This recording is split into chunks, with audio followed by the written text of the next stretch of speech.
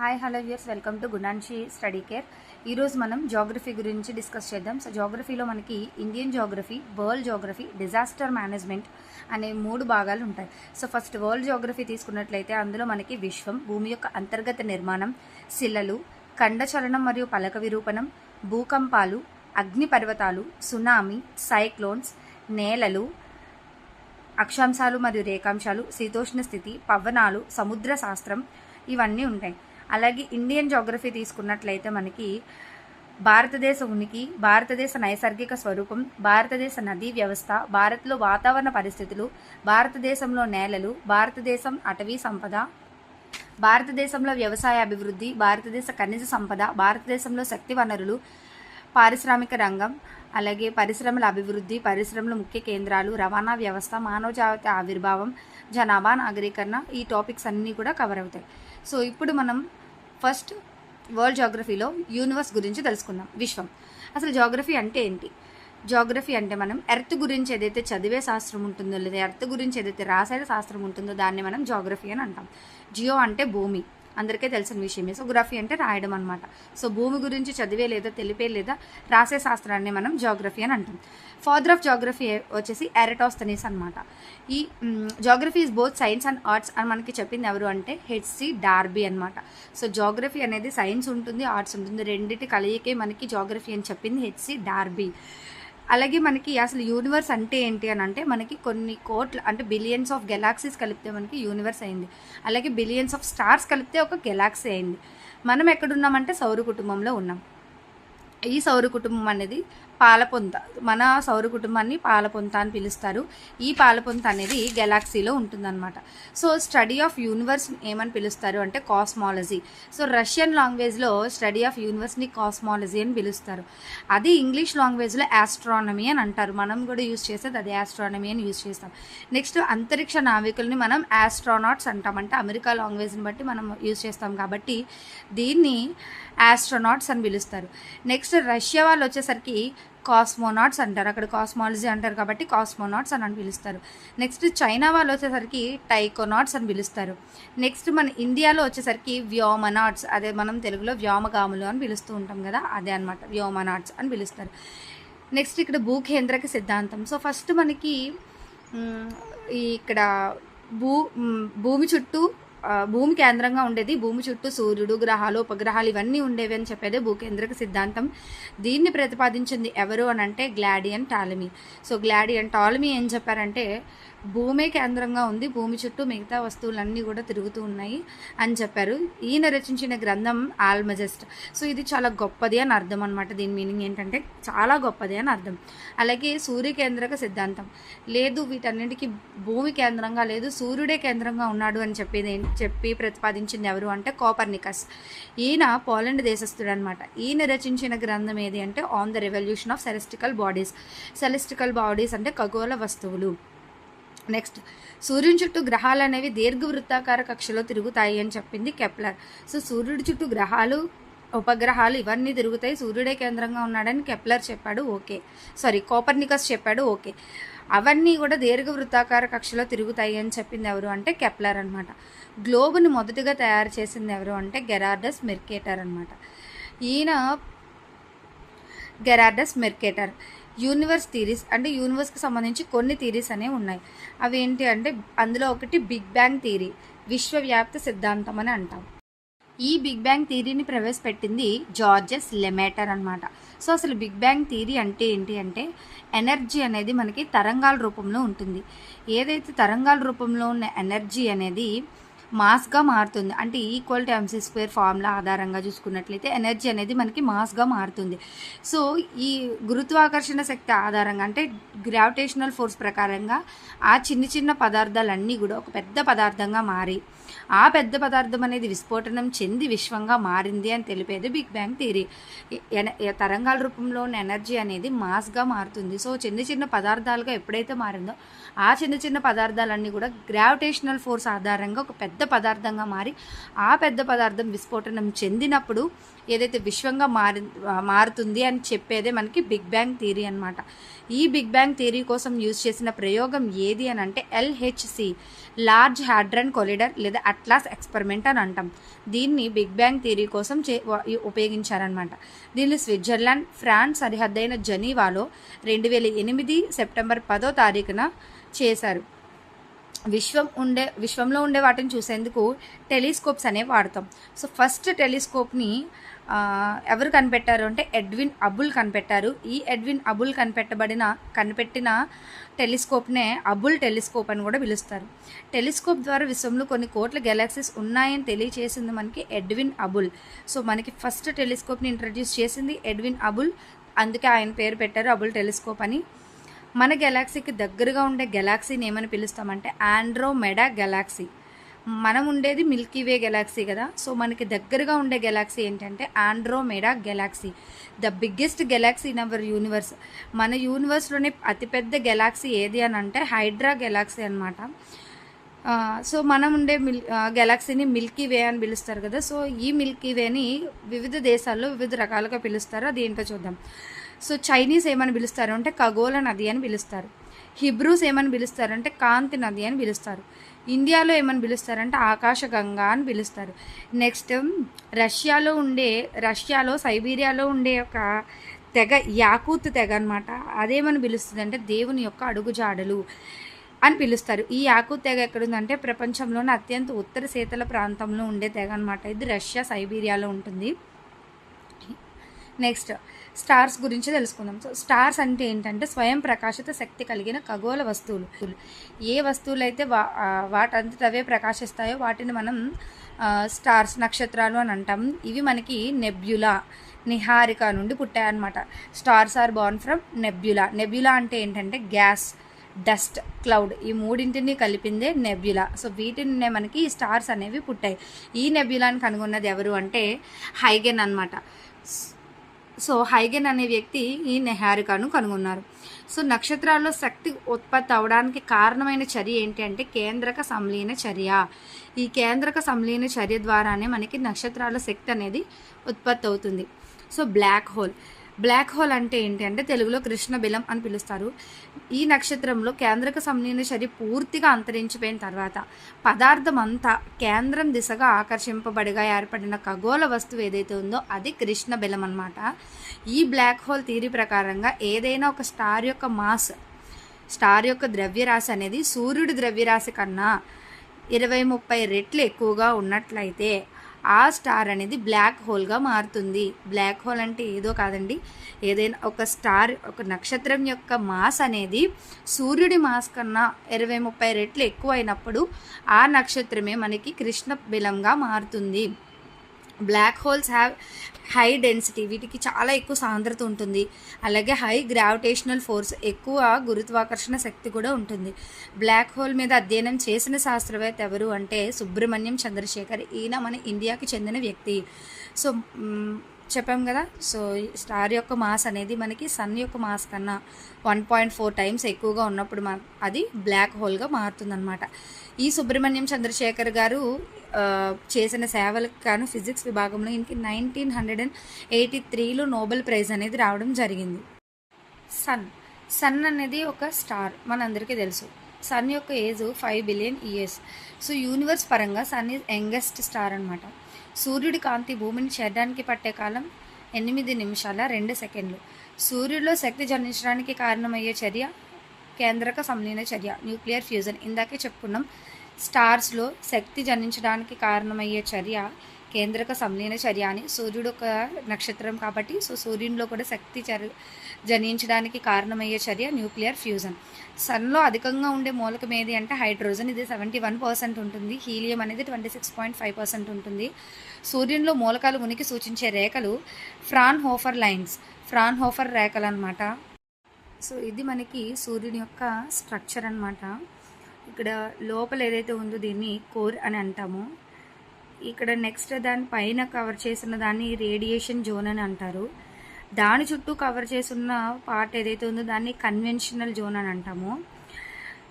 Core, దాని పైన ఉండేది రేడియేషనల్. సో ఫ్రాన్హోఫర్ లైన్స్ అంటే ఏంటంటే సూర్యుని లోపల ఉండే మూలకాల గురించి తెలుసుకోవడానికి ఉపయోగించే రేఖలు అన్నమాట. ఇవి ఎలా ఏర్పడ్డాయి అంటే సూర్యుడి నుంచి వచ్చే తెల్లని కాంతి నుండి ఈ నల్లని గీతలు అనేవి ఏర్పడ్డాయి. వీటిని కనుగొన్నది ఎవరు అంటే జోసెఫ్ వాన్ ఫ్రాన్హాఫర్ అనమాట. ఈ 1814లో ఈ జోసెఫ్ వాన్ ఫ్రాన్హాఫర్ అనే అతను సూర్యుడి నుంచి వచ్చే తెల్లని కాంతిలో కనిపించే ఈ నల్లని గీతల మీద అధ్యయనం చేసి ఈ ఫ్రాన్హాఫర్ లైన్స్ అనే వాటిని కనుగొనడం జరిగింది. సూర్యుడి యొక్క స్ట్రక్చర్ ఎలా ఉంటుందో చూడండి. సో ఇది మనకి సూర్యుని యొక్క స్ట్రక్చర్ అనమాట. సో సూర్యుని యొక్క స్ట్రక్చర్ అయితే ఈ విధంగా ఉంటుందండి.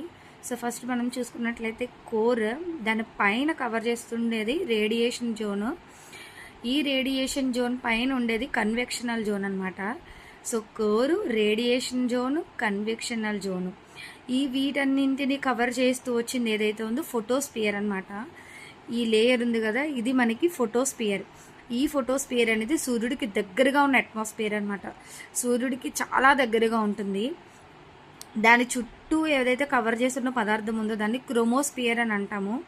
ఇదేంటంటే ఆరెంజ్ అండ్ రెడ్ లేయర్ అనమాట. సో ఈ అట్మాస్ఫియర్ ఇది ఆరెంజ్ అండ్ రెడ్ కలర్లో మనకి కనిపిస్తుంటుంది. సూర్యుడు మండుతున్నట్లు కనిపిస్తుంది కదా మనకి, ఫైర్ వచ్చినట్లుగా. సో అది మనకి ఇదనమాట ఈ జోన్. దీన్ని క్రోమోస్పియర్ అని అంటాము. వీటన్నింటినీ కవర్ చేస్తూ పైన ఏదైతే మనకి కనిపిస్తుందో రేఖల్లాగా అది మనకి కరోనా అని అంటారు. ఇది upper most part of the atmosphere. So ఇది మనకి ఫోటోస్పియర్. ఈ ఫోటోస్పియర్ని కవర్ చేస్తుండేది క్రోమోస్పియర్. ఈ క్రోమోస్పియర్ని కూడా కవర్ చేస్తూ పైన అన్నింటికన్నా పైన కనిపించే పార్ట్ ఏదైతే ఉందో ఇది మనకి కరోనా అని అంటాం. ఇది మనకి సూర్యుని యొక్క స్ట్రక్చర్ ఈ విధంగా ఉంటుంది. సో ఫోటోస్పియర్ అండి. సో ఫోటోస్పియర్ గురించి చెప్తే మనకి సూర్యునిలో కనిపించే ప్రకాశవంతమైన లేయర్ ఏదైతే ఉందో అదే మనకి ఫోటోస్పియర్ అని అంటూ ఉంటాం. ఇది సూర్యుడికి అతి దగ్గరగా ఉన్న అట్మాస్ఫియర్ అనమాట. ఇక్కడ చాలా తక్కువ వేడైతే ఉంటుంది. టెంపరేచర్ అయితే ఎంతో ఉండదండి, 6000 డిగ్రీల సెల్సియస్ ఉంటుంది. సూర్యుడిలో అతి శీతల ప్రాంతం అది. ఇక్కడే లోయెస్ట్ టెంపరేచర్ అనేది రికార్డ్ అవుద్ది. ఇక్కడ సన్ స్పాట్స్ అనేవి ఉంటాయి ఈ ఫోటోస్పియర్లో. వాటి యొక్క టెంపరేచర్ 1500 డిగ్రీల సెల్సియస్ ఉంటుంది. సూర్యుడు ఉపరితలం పైన నల్లని మచ్చలనే సన్ స్పాట్స్ అని అంటూ ఉంటారు. అలాగే క్రోమోస్పియర్ తీసుకున్నట్లయితే ఇది అసలు మనం చూసుకోండి, దీని టెంపరేచర్ 32,400 డిగ్రీల సెల్సియస్ ఉంటుంది. మనకి సూర్యోదయం లేదా సూర్యాస్తమయ సమయాల్లో కనిపించే లేయర్ ఏదైతే ఉందో దాన్ని మనం క్రోమోస్పియర్ అని అంటాం. మనకి కనిపించేది ఆ క్రోమోస్పియరేనండి. Orange and red colour layer ఉంటుంది కదా, ఇక్కడ సెల్సియస్ అయితే టెంపరేచర్ అయితే 32,400 డిగ్రీలు ఉంటుంది. నెక్స్ట్ కరోనా, సూర్యగ్రహణ సమయాల్లో మాత్రమే కనిపిస్తుంది ఈ లేయర్ అనేది మనకి. ఇక్కడ టెంపరేచర్ ఎంత అంటే 27 లక్షల డిగ్రీల సెల్సియస్ అండి. నెక్స్ట్ మనం సోలార్ విండ్స్ అండ్ అరోరాస్ గురించి తెలుసుకుందాం. సో సన్లో ఉండే అయాన్స్ ఏవైతే ఉన్నాయో అవి చాలా దూరం ట్రావెల్ చేస్తాయి. అవి అలా ట్రావెల్ చేస్తున్నప్పుడు అన్ని దిశల్లోకి ప్రయాణిస్తాయి. వీటిని సోలార్ విండ్స్ అని అంటారు. సో వీటిని ఎర్త్లో ఉండే మ్యాగ్నెటిక్ ఫీల్డ్స్ అనేవి అట్రాక్ట్ చేసుకుంటాయి. ఈ అట్రాక్షన్ అనేది మనకి పోలార్ రీజియన్స్ అంటే ధృవాల దగ్గర ఎక్కువగా ఉంటుంది. సన్ నుండి ఛార్జ్డ్ పార్టికల్స్ అనేవి ఎర్త్ వైపు వెళ్ళినప్పుడు ఈ ఎర్త్ అనేది ఛార్జ్డ్ పార్టికల్స్ని అట్రాక్ట్ చేసుకుంటుంది. ఈ అట్రాక్షన్ అనేది మ్యాగ్నెటిక్ ఫీల్డ్స్ అంటే ఈ పోలార్ రీజియన్స్ దగ్గర బాగా ఎక్కువగా ఉంటుంది. సో ఈ పార్టికల్స్ అనేవి ఎప్పుడైతే north and south polar regions దగ్గర ఎక్కువగా ఆకర్షించబడతాయో ఈ మ్యాగ్నెటిక్ ఫీల్డ్స్ అలాగే ఈ ఛార్జ్డ్ పార్టికల్స్ రెండు కొలిజన్ అవుతాయి. కొలిజన్ అవ్వినప్పుడు వాతావరణంలో ఆక్సిజన్ మరియు నైట్రోజన్ అణువులను ఉత్తేజితం చేయడం వలన మనకి కొన్ని బ్యూటిఫుల్ లైట్నింగ్ అనేవి కలిగి ఉంటాయి అన్నమాట. లైన్స్ అనేవి ఏర్పడతాయి. ఇప్పుడు ఇవి O2 అనేది అధికంగా ఉన్నప్పుడు ఆకుపచ్చ లేదా ఎరుపు రంగు అనేది ఎరుపు రంగు లైన్స్ అనేవి ఏర్పడతాయి. ఒకవేళ నైట్రోజన్ ఎక్కువగా ఉంటే అక్కడ నీలం లేదా ఊదా రంగు లైన్స్ అనేవి ఏర్పడతాయి అన్నమాట. ఈ మ్యాగ్నెటిక్ లైన్స్ ఏర్పడడం సూర్యుడి నుండి ఈ అయాన్స్ అనేవి ఈ ఛార్జ్డ్ పార్టికల్స్ అనేవి ఎర్త్ వైపు వెళ్ళినప్పుడు ఎర్త్లో ఉండే మ్యాగ్నెటిక్ ఫీల్డ్స్ అనేవి ఈ అయాన్స్ని అట్రాక్ట్ చేసుకుంటాయి. అయితే ఇక్కడ మనకి ఉత్తర దక్షిణ ధృవాల వద్ద ఈ అయస్కాంత శక్తి అనేది మరింత ఎక్కువగా ఉంటుంది. సో ఈ ఛార్జ్డ్ పార్టికల్స్ అన్నీ కూడా ఎక్కువ శాతం నార్త్ అండ్ సౌత్ రీజియన్స్ దగ్గర ఎక్కువ కొలిజన్ అవ్వడం జరుగుతుంది. ఇవి O2 మరియు N2 అంటే ఆక్సిజన్ మరియు నైట్రోజన్లతో ఎక్కువ ఉత్తేజితం అవ్వడం వలన కలర్ఫుల్ లైట్స్ అనేవి ఏర్పడతాయి. ఆక్సిజన్తో కొలిజన్ అయినప్పుడు మనకి ఆకుపచ్చ లేదా ఎరుపు రంగు లైట్స్ అనేవి కనిపిస్తాయి. నైట్రోజన్తో కొలిజన్ అయినప్పుడు నీలం లేదా ఊదా రంగు లైట్స్ అనేవి ఏర్పడతాయి అన్నమాట. వీటినే ఆరోరాస్ అని అంటాం. ఏవైతే పోలార్ రీజియన్స్ దగ్గర ఈ కలర్ఫుల్ లైట్స్ ఏవైతే ఏర్పడితే వాటిని మనం అరోరాస్ అని పిలుస్తాం. సో అరోరాస్ అనేవి మనకి సోలార్ విండ్స్లో అండ్ అలాగే మ్యాగ్నెటిక్ లైన్స్ అనేవి కొలిజన్ అవడం వల్ల ఏర్పడతాయి. ఈ అరోరాస్ అనేవి నార్త్ అంటే ఉత్తర ధ్రువం వద్ద ఏర్పడితే అరోరా బొరియాలిస్ అని పిలుస్తారు. అదే సౌత్ పోల్ దగ్గర ఉంటే అరోరా ఆస్ట్రాలియస్ అని పిలుస్తారనమాట. నెక్స్ట్ ఐసోహెల్స్. సో సమానమైన సూర్యకాంతి గల ప్రదేశాలను కలుపుతూ గీయబడిన రేఖలనే ఐసోహెల్స్ అని అంటూ ఉంటాం. సమానమైన సూర్యకాంతి గల ప్రదేశాలను కలుపుతూ గీసే రేఖలనే ఐసోహెల్స్ అని అంటారు. సూర్యుడి మొత్తంలో ఇంటర్నల్గా ఎక్కువ ఉష్ణోగ్రత కలిగిన ప్రాంతం కోర్. ఎంత అంటే 15 మిలియన్ డిగ్రీస్ సెల్సియస్ ఉష్ణోగ్రత అనేది అక్కడ నమోదవుతుంది. అంటే 1.5 క్రోర్ టెంపరేచర్ అనేది ఉంటుంది. సూర్యునిలో అతి శీతల ప్రాంతం సన్ స్పాట్స్ మనం చెప్పుకున్నాం. అక్కడ కేవలం 1500 డిగ్రీల సెల్సియస్ మాత్రమే ఉంటుంది. సన్ యొక్క రొటేషన్ అంటే ఆత్మ భ్రమణ కాలం ఎంత అంటే 25 days 9 hours 7 seconds అనమాట. సన్ యొక్క రెవల్యూషన్ అంటే పరిభ్రమణ కాలం, ఇది దేని చుట్టూ తిరుగుతుందని అనుకోవద్దు, గెలాక్సీ చుట్టూ తిరుగుతుంది అనమాట. ఇది ఎంత అంటే 250 మిలియన్ ఇయర్స్ అనమాట. సో ఇంచుమించు 25 crore ఇయర్స్. దీనిని ఒక కాస్మిక్ ఇయర్ అని పిలుస్తాం. 250 మిలియన్ ఇయర్స్ అంటే ఒక కాస్మిక్ ఇయర్ అనమాట. డిస్టెన్స్ అంటే ఒక సన్కి ఎర్త్కి మధ్య ఉండే డిస్టెన్స్ ఎంత అంటే 149.5 మిలియన్ కిలోమీటర్స్. ఈ 149.5 మిలియన్ కిలోమీటర్ని 1 ఆస్ట్రానామికల్ యూనిట్ అని పిలుస్తారు. అంటే 1 astronomical unit equal to 149.5 million kilometres. అలాగే 1 cosmic year equal to 25 crore years or 250 million years. ISRO సూర్యుని అధ్యయనానికి ఉపయోగించే కృత్రిమ ఉపగ్రహాన్ని ఆదిత్య అని పిలుస్తారు. భూమికి అత్యంత సమీపంలో ఉన్న నక్షత్రం సూర్యుడు. ద బిగ్గెస్ట్ నోన్ స్టార్ అంటే అతిపెద్ద నక్షత్రం ఏది అంటే బెటిల్ ప్లెక్స్. సెకండ్ బిగ్గెస్ట్ నోన్ స్టార్ ఏది అంటే ఎప్సిలాన్ అరీగా. భూమి నుంచి చూసినప్పుడు అతి ప్రకాశవంతమైన ఖగోళ వస్తువు మనకి సన్. అలాగే సూర్యుని తర్వాత అత్యంత ప్రకాశవంతమైనది చంద్రుడు. సూర్యుని తర్వాత అత్యంత ప్రకాశవంతమైన నక్షత్రం సిరియస్. ఇక్కడ బాగా గమనించండి, మనం భూమి నుంచి చూసేటప్పుడు మనకి బాగా ప్రకాశవంతంగా కనిపించే ఖగోళ వస్తువు సూర్యుడు. దాని తర్వాత ప్రకాశవంతమైనది చంద్రుడు. కానీ సూర్యుడి తర్వాత అత్యంత ప్రకాశవంతంగా కనిపించే నక్షత్రం వచ్చేసి సిరియస్. అన్నిటికన్నా పెద్దగా కనిపించే నక్షత్రం పెద్దగా వేరు, ప్రకాశవంతంగా వేరు. పెద్ద నక్షత్రం ఏది అంటే బెటిల్ ప్లెక్స్. సెకండ్ బిగ్గెస్ట్ నోన్ స్టార్ ఏది అంటే ఎప్సిలాన్ అరీగా. కానీ ప్రకాశవంతమైన నక్షత్రం ఏది అంటే సూర్యుడు. దాని తర్వాత ప్రకాశవంతమైనది సిరియస్. ఈ సిరియస్నే డాగ్ స్టార్ అని కూడా పిలుస్తారు. ఇక్కడ ఈ స్ట్రక్చర్ గమనించండి ఒకసారి. ఇది సన్ కదా, సో దీని చుట్టూ 2 digit సిస్టమ్ అనేది ఉంటుంది. దీని చుట్టూ 3 digit సిస్టమ్ అనేది ఉంటుంది. సో ఇక్కడ మనకి 3 digit సిస్టమ్ని మల్టిపుల్ స్టార్ సిస్టమ్ అని కూడా అంటాం. ఎందుకంటే ఇక్కడ ఈ కక్షలో మనకి 3 స్టార్లు ఒకే కక్షలో ఉంటాయన్నమాట.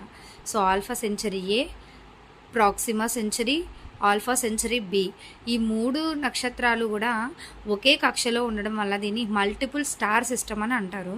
సో ఈ మూడింటిలో మనకి ప్రాక్సిమా సెంచరీ అనేది సూర్యుడికి అతి సమీపంలో ఉన్న నక్షత్రం అనమాట. సో సూర్యుడికి అతి సమీపంలో ఉన్న నక్షత్రం ప్రాక్సిమా సెంచరీ. సూర్యుడి తర్వాత భూమికి అతి సమీపంలో ఉన్న నక్షత్రం కూడా ప్రాక్సిమా సెంచరీనే. మనకి రెయిన్బోస్ ఏర్పడడానికి కారణం కాంతి విక్షేపణం, dispersion of light.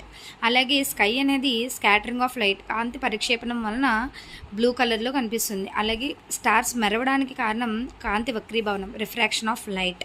Next units of distance. Astronomical unit అంటే సూర్యునికి గ్రహాలకి మధ్య ఉండే దూరాన్ని మనం ఆస్ట్రోనామికల్ యూనిట్లో చెప్తాం. ఇందాకే చెప్పుకున్నాం, సూర్యుడికి ఎర్త్కి ఉండేంత దూరం 1 ఆస్ట్రోనాట్ అంటే 149.5 మిలియన్ కిలోమీటర్స్ అని చెప్పుకున్నాం. అలాగే లైట్ ఇయర్ అంటే కాంతి సంవత్సరం. సో స్పీడ్ ఆఫ్ లైట్ ఎంత 3 × 10⁸ మిలియన్ పర్ సెకండ్ అనమాట. కాంతి సంవత్సరం అంటే ఏంటంటే కాంతి ఒక సంవత్సరానికి ఎంత దూరం అయితే ప్రయాణిస్తుందో దాన్నే కాంతి సంవత్సరం అని అంటాం. లైట్ ఇయర్ కాన్సెప్ట్ అనేది ఎవరి చేత కనుగొనబడింది అంటే క్రిస్టెన్సన్ రోమర్ అలాగే హెర్బర్ట్ హాల్ టర్నర్. వీళ్ళిద్దరూ కాంతి సంవత్సరం అనే కాన్సెప్ట్ని కనుగొన్నారు. 1 light year equal to 9.3 × 10⁻12 kilometres అనమాట. సో ఒక కాంతి సంవత్సరం అంటే లైట్ యొక్క స్పీడ్ ఎంత అంటే 3 × 10⁸ మిలియన్ పర్ సెకండ్. సెకండ్కి ఇంత దూరం ప్రయాణిస్తుంది. అలాగే ఒక కాంతి సంవత్సరం అంటే ఒక సంవత్సరంలో కాంతి ఎంత దూరం ప్రయాణిస్తుంది అంటే 9.3 × 10⁻12 కిలోమీటర్ పర్ సెకండ్ అనమాట. సో దీన్ని మనం చూసుకున్నట్లయితే పార్సెక్ అని అంటారు. 1 parsec equal to 3.26 light years అనమాట. 1 లైట్ ఇయర్ అంటేనే మనకు అంత వస్తే చూడండి 3.26 లైట్ ఇయర్స్ అనమాట. 1 పార్సెక్ ఈక్వల్ టు, దీన్ని మనకి హెర్బర్ట్ హాల్ టర్నర్ అనే ఆయన కనుగొన్నాడు. Next diameter. సన్ యొక్క డయామీటర్ ఎంత అంటే 13,84,000 కిలోమీటర్స్. సో ఇదండి టుడే వీడియోలో ఉండే టాపిక్స్ అన్నీను. సో రేపు మనం సోలార్ సిస్టమ్ గురించి, అలాగే మనకి గ్రహాలు, ఉపగ్రహాల గురించి, భూమి గురించి ఇంకా చాలా విషయాలు చెప్పుకుందాం. ఆస్ట్రోనాట్స్, కామెట్స్, వీటన్నిటి గురించి కూడా చెప్పుకుందాము. So thank you so much for supporting me. Please like, watch and subscribe. మీకు ఇంకా ఏదైనా కావాలని అనుకున్నా, లేదంటే డౌట్స్ ఉన్నా సరే కామెంట్ పెట్టండి, నేను చెప్తాను. మీకు నోట్స్ కావాలి అంటే నాకు కామెంట్ చేయండి, నేను డిస్క్రిప్షన్లో లింక్ ఇవ్వడానికి ట్రై చేస్తాను. Thank you so much.